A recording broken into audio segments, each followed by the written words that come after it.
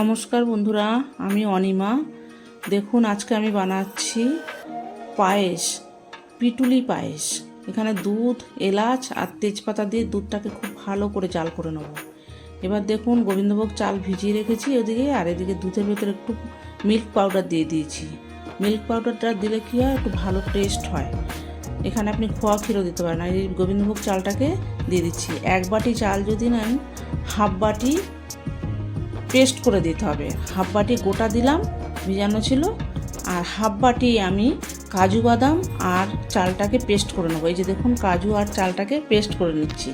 Paste করে পিটুলি পায়েস, যেহেতু চাল যে বাটাটা, চাল বাটাটাকে বলা হয় পিটুলি। ওই সঙ্গে আমি কাজু বাদামটাও একসঙ্গে পেস্ট করে দিচ্ছি। দিলে কি হবে, আরও টেস্ট হবে। পিটুলি পায়েস অপূর্ব খেতে হয় বন্ধুরা, এইভাবে করে বানাবেন, বানিয়ে করে খেয়ে দেখবেন, অসাধারণ স্বাদ হয় খেতে। চালের গুঁড়োটা, এবার দুধ, চাল সমস্ত কিছু, এবার পেস্টটাকেও দিয়ে দিলাম এর সাথে, খুব ভালো করে মিশিয়ে নিতে হবে। আর এখানে আমি মিষ্টি দিয়ে বানাবো। মিষ্টি দিয়েও বানালে খুব ভালো হয় খেতে। এখানে দেখুন মিষ্টি দিচ্ছি, আবার ওদিকে চিনিও দিতে পারেন বা গুড় দিয়েও করতে পারেন।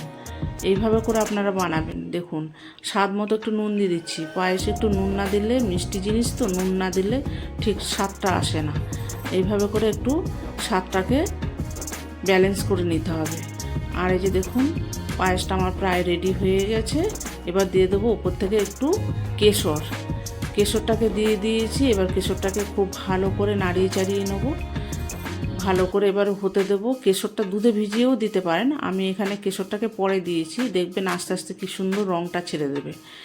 রেডি হয়ে গেছে আমার পিটুলি পায়েস।